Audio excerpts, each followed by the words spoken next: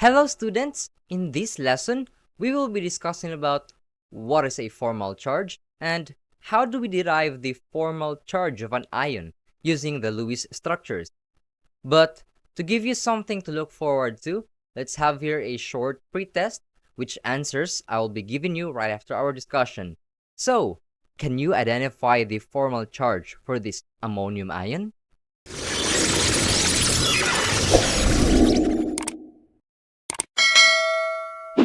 By definition, formal charge is the charge of an atom in an ion or molecule. When we talk about charges, these are the negative or positive numbers that are located on the upper right corner of our polyatomic ions. So just for example, I have three examples here. We have the sulfate, we have the phosphate, and we have the nitrate polyatomic ions. So what these compounds have in common is that they have negative charges located on their upper right corner of this compound. Now, when we talk about formal charge, it's like we have to locate specifically as to in between these compounds on who among these elements, bonded elements, contain or carries those charges or those ions that is located on their upper right corner. And in order to do this, we can identify them in three easy steps. So the first one, we have to make a Lewis structure of the compound or of the polyatomic ion. We have to find their total valence electrons. Second, we have to assign to each atom all its unshared and shared electrons. And lastly, for the third step, we have to calculate the formal charge using the formula formal charge equals to number of valence electrons minus the sum of the unshared and the shared electrons of an atom. And to shortly begin with our discussion, I have here an example which we'll be solving shortly. So we have to find the formal charge of this H3O or the hydronium ion. So here's how we can find the formal charge for the specific example. Now we have here our hydronium ion in our whiteboard, and let's solve the formal charge for this ion. So in our first step, as mentioned earlier, we have to find the total valence electrons for this hydronium ion. And in order to do this, we have to specify the valence electrons for each individual atom in this polyatomic ion. In order to find the valence electrons, that is equivalent to the group number that the element belongs to. So for example, we have here hydrogen. Hydrogen belongs to the first group in the periodic table. That means that hydrogen has one valence electron.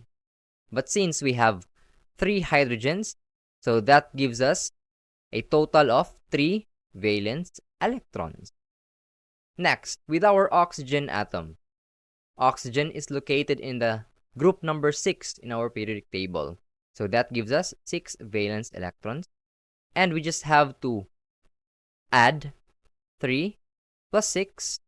That gives us 9. But wait, that's not the final number for our total valence electrons. Why? Because remember, in our hydronium ion, we have a positive charge. Remember this, guys. If we have a positive charge in our ion, then we will have to subtract that to our total valence electrons. And if it's a negative, we will have to add that to our total valence electrons. But in this case, we have a positive, which means that this one positive will be subtracted to our total valence electrons. So that's 9 minus 1. Then we have 8 valence electrons. And that is the total valence electrons that we have for our hydronium ion.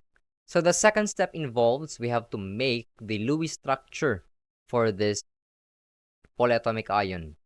So in this case, since we have 3 hydrogen and only 1 oxygen, we will make oxygen as our central atom.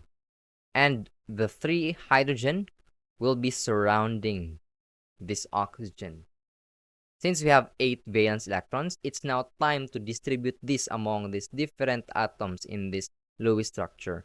So let's have 1, 2, 3. Always make sure that all of the dots is equivalent to the number of valence electrons. We now have 3, so we have 5 more to go. That's 4, 5, 6, 7, and 8. So this is how it would look like for the hydronium ion in its Lewis structure. Since we see here that these electrons are paired, or it's shared with the oxygen, let's just draw a line in order to represent that these electrons are shared between these elements. For our third and final step, since we now have our Lewis structure, it's now time to calculate for the formal charge of our each atom by using this formula. Formal charge is equal to the valence electrons, and this is for each atom, minus the sum of the unshared electrons plus the shared electrons. Okay, so we have to do this one by one for each element. So we have first our hydrogen. What is the valence electron for hydrogen? We only have 1. So that is 1 minus number of unshared. This unshared electrons is represented by, such as this one. For the oxygen, these electrons are not shared with another element. But in the case of hydrogen, hydrogen don't have any excess valence electrons, which is not shared with anyone. So let's just put there 0 plus the number of shared electrons. So how many electrons did hydrogen share with oxygen? That's only 1. So 0 plus 1, that's 1. And 1 minus 1 equals 0. So this means that hydrogen has 0 formal charge. And since it's just the same case for all other 2 hydrogen, for the 3 of them, then hydrogen don't hold the formal charge for this entire ion. Now, let's take a closer look for oxygen. Oxygen, how many valence electrons? We have 6. Minus the unshared, we have 2. 2 unshared valence electrons plus shared electrons. We have 1, 2, and 3. So those are the shared electrons for oxygen. Oxygen shares it with hydrogen. So that's 3. So 6. So that's 2 plus 3 equals 5. And then 6 minus 5, and that is 1. It's a positive 1. This means that our oxygen is the carrier of the positive ion from our hydronium ion. So in order to represent this in a stable Lewis structure, this is how it would look like. Oxygen, hydrogen surrounding it. Let's just connect them with each other, showing the shared electrons between these atoms. And then let's add this positive ion just right beside, or just in the northeast side of oxygen, to represent that this atom carries the positive charge. And here we have our final answer. Oxygen carries a formal charge of positive 1 and carries it for the entire polyatomic ion.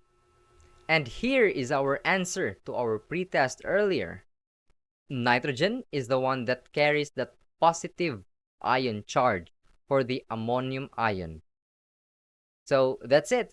I hope you guys have learned something from this lesson regarding on how to calculate our formal charge. And by the way, I have attached down in the description with regarding to the presentation that I've used for this discussion, so you can check it out and study it out on your own. So thank you for watching, and I'll see you on the next one. Bye-bye.